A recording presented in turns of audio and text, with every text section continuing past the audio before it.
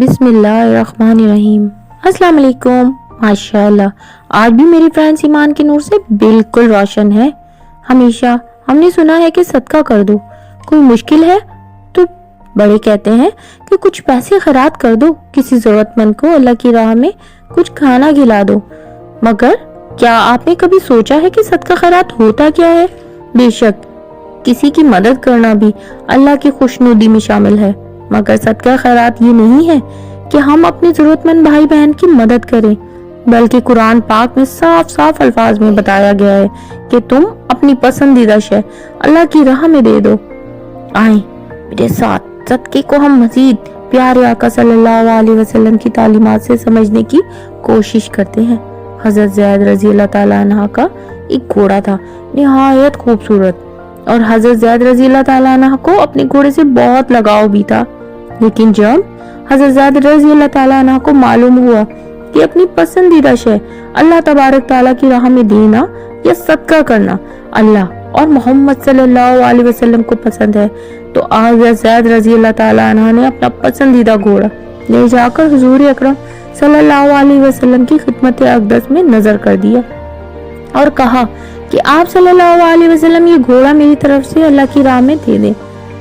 آپ صلی اللہ علیہ وسلم نے حضرت زید رضی اللہ تعالیٰ عنہ کا یہ گھوڑا حضرت زید رضی اللہ تعالیٰ عنہ کے ہی فرزند حضرت اسامہ رضی اللہ تعالیٰ عنہ کو بطور تحفہ عطا فرما دیا۔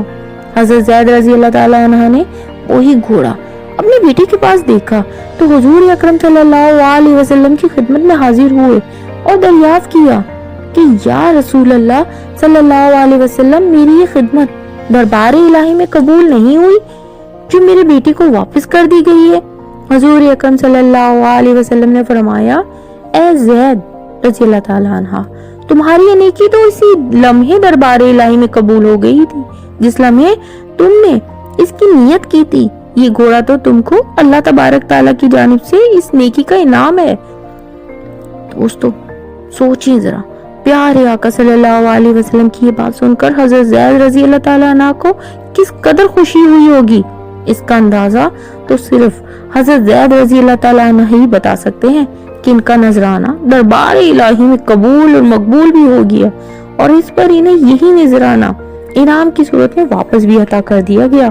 تو فرینڈز، آپ سمجھ گئے ہوں گے کہ اللہ کی راہ میں اپنی پسندیدہ شے کو دینا ہی جو خود کو پسند ہے، وہی دوسروں کو خیرات یا صدقہ کرنا یا اللہ کی خوشنودی میں خرچ کرنا افضل ہے۔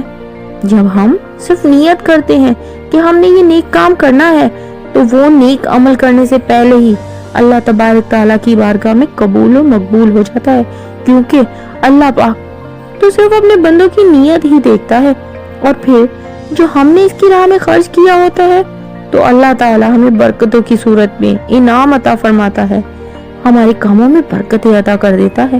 بے شک اللہ بڑا رحیم اور کریم ہے۔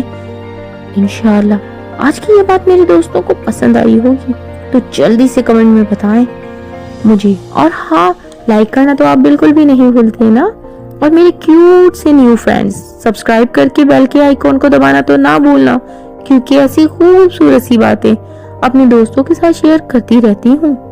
تو اپنا بہت سارا خیال رکھنا، انشاءاللہ بہت جلد آپ لوگوں سے پھر ملاقات ہوگی۔ جزاک اللہ، اللہ حافظ۔